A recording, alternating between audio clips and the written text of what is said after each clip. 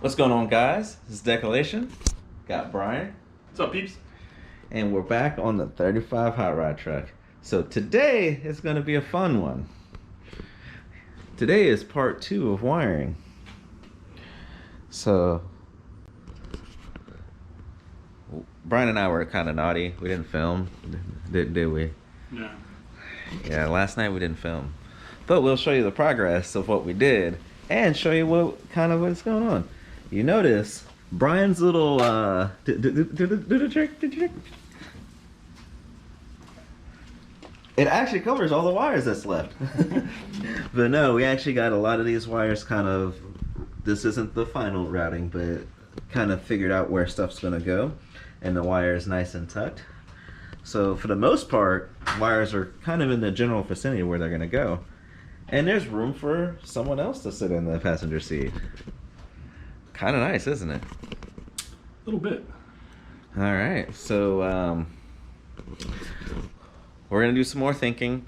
We're probably just gonna catch you guys on the next update because it's a whole lot of us staring and looking and figuring out how things need to go, and it doesn't film very well. So catch you guys on the next update, and we'll show you what we figure out. What's going on, guys? Welcome back, Brian. Howdy, howdy. You want me to hold that while you discuss what you kind of... Yeah, just swing the camera into there. We'll talk about it. Alrighty.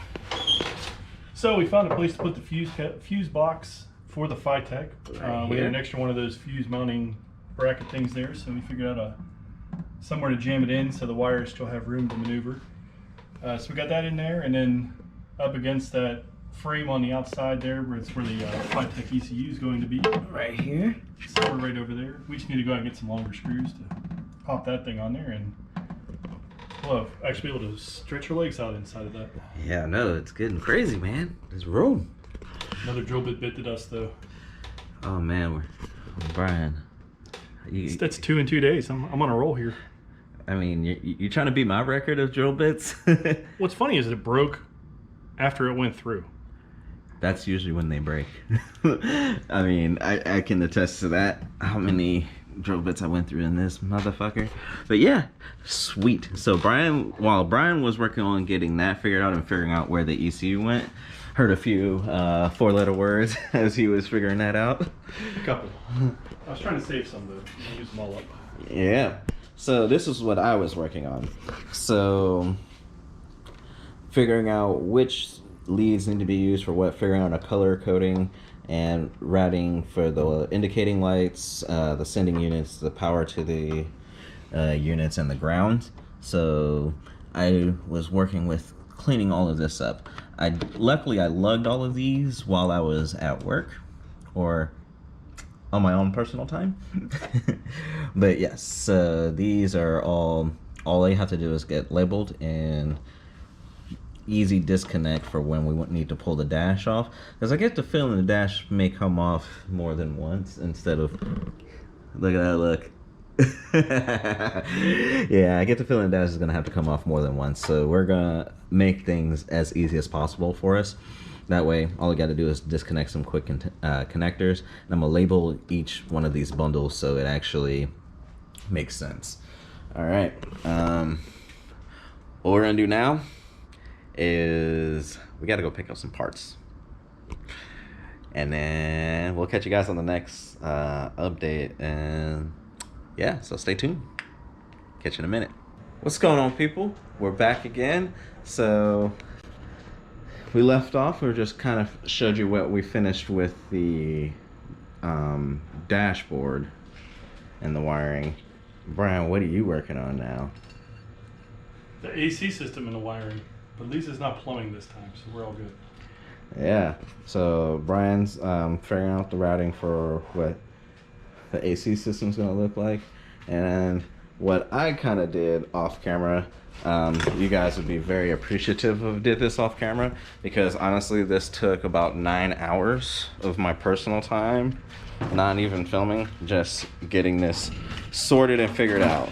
So the way the Factory 5 has you connect these harnesses and everything, it'll work, but it doesn't make me happy in the way in cleanliness standpoint.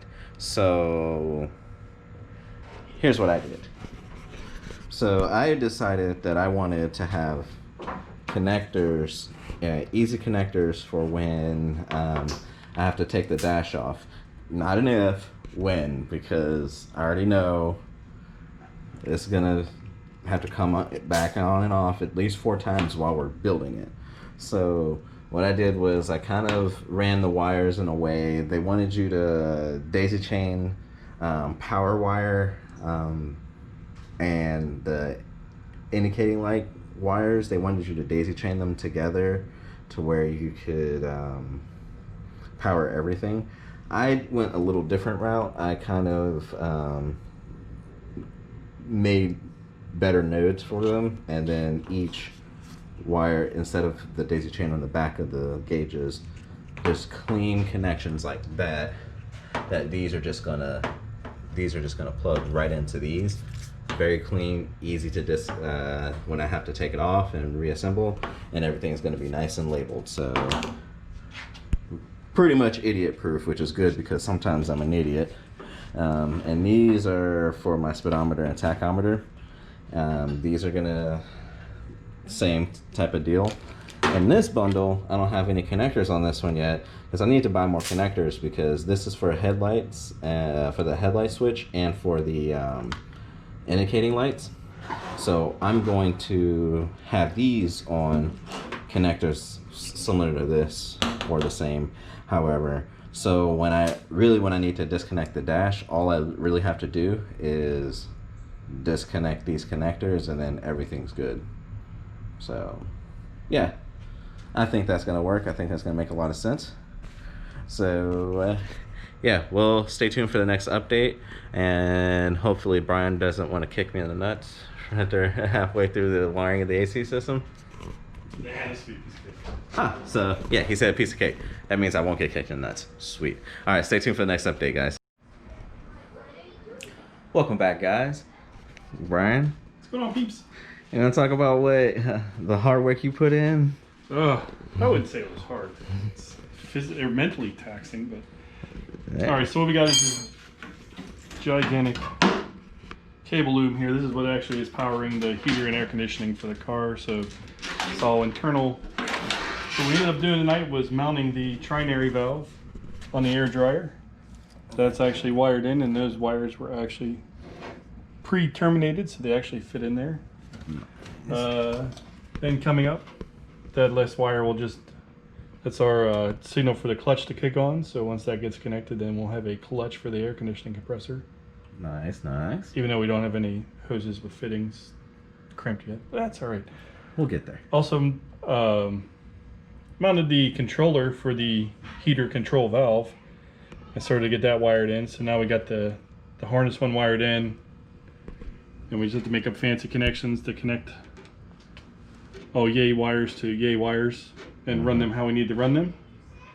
And we'll be about 20 hose crimps away from having a functional AC system.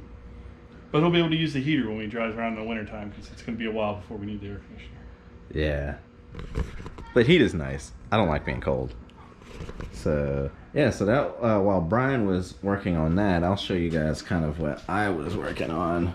It's definitely been a wiring day. So wiring day means you guys don't get to watch us stare at wires. You guys just get updates. So yeah. All right. So kind of looks similar, but I've actually made heads or tails of this bundle, and I've been cleaning it up. It looks like a mess, but it's actually an organized mess. So what we're looking right here, so all of the external harnesses, so the front of the engine harness, the front harness, the rear harness, the gauge sending unit harnesses, all of these are connected, and I have them aligned to where they come out the trans tunnel right here in the center. The dash harness is the last one that's going to be connected, and that one's right here. If I can get it from sitting on it.